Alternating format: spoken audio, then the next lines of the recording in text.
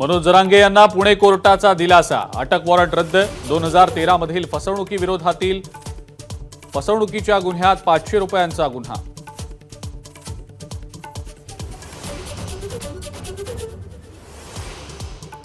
उद्धव ठाकरेंची निवडणुकीच्या दिवशीची पत्रकार परिषद वादाच्या भोवऱ्यात। निवडणूक आयोग ॲक्शन मोडवर। काय पावलं उचलणार याकडे लक्ष।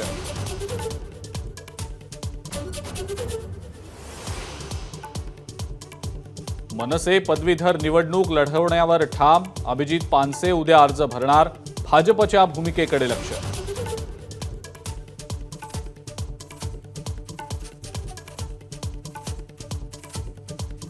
इंडिया आघाडी 48 तासात पंतप्रधान पदाचा उमेदवार जाहीर करणार। जयराम रमेश यांचं वक्तव्य।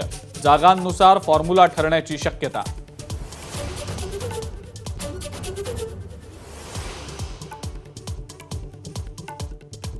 केजरीवाल 2 जूनला तिहार जेलमध्ये सरेंडर करणार। हुकुमशाहीपासून देशाला वाचवण्यासाठी जेलमध्ये जातोय।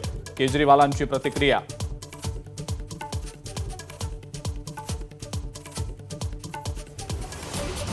पुण्याचे जिल्हाधिकारी सुहास दिवसेंची मतमोजणी आधी बदली करा। प्रांत अधिकाऱ्याची मागणी। राजकीय दबावात काम करत असल्याचाही केला आरोप।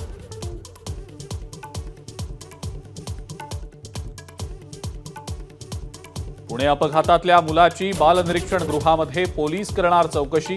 कोठडी संपण्याआधी परवानगी मिळताच पोलीस अल्पवयीन मुलाची चौकशी करणार।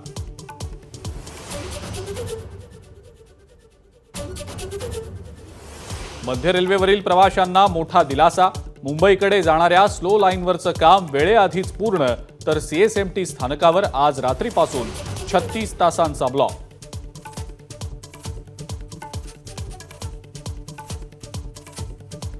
कांदा उत्पादकांनी बंद पाडली। लासल गावातील खासगी बाजार समिती। कांदा निर्यात शुल्काबाबत कर्नाटक आणि गुजरातला एक न्याय, महाराष्ट्रावर अन्याय का? शेतकऱ्यांचा सवाल।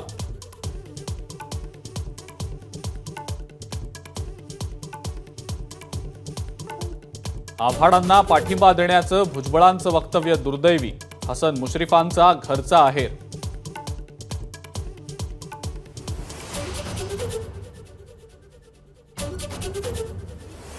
आचारसंहिता शिथिल करण्यास केंद्रीय निवडणूक आयोगाचा नकार। नवी लोकसभा अस्तित्वात येईपर्यंत आचारसंहिता शिथिल होणार नाही। आयोगानं सरकारची विनंती फेटाळली।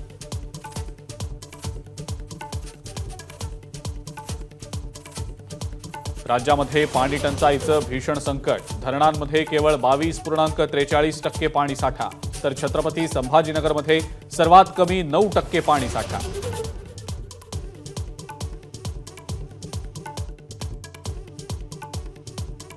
भयाण दुष्काळाचा मुक्या जनावरांना मोठा फटका। छत्रपती संभाजीनगरमध्ये गोशाळा चालकांनी दागिने गहाण ठेवून खरेदी केला चारा।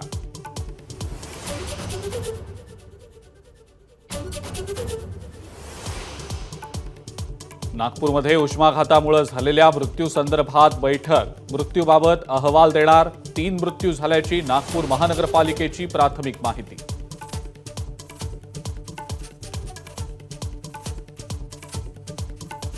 तुळजाभवानी मातेच्या प्राचीन मौल्यवान अलंकारांची आता इन कॅमेरा तपासणी। 1 ते 7 डब्यातील अलंकारांची पुरातत्व विभाग आणि सोनं तज्ज्ञांच्या मदतीनं होणार तपासणी।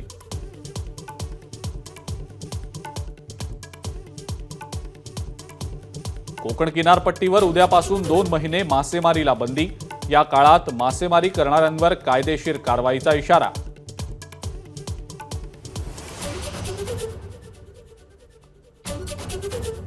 पंतप्रधान नरेंद्र मोदींनी कन्याकुमारीच्या भगवती अम्मन मंदिरात घेतलं दर्शन।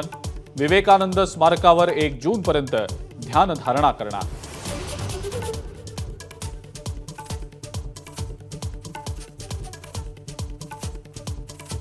आणि सीमेवर चीनच्या पुन्हा एकदा कुरापती। सिक्कीमपासून 150 किलोमीटर अंतरावर चीनची लढाऊ विमानं तैनात। तिबेटच्या शिगात्से एअरबेसवर J-20 स्टेल्थ फायटर जेट तैनात।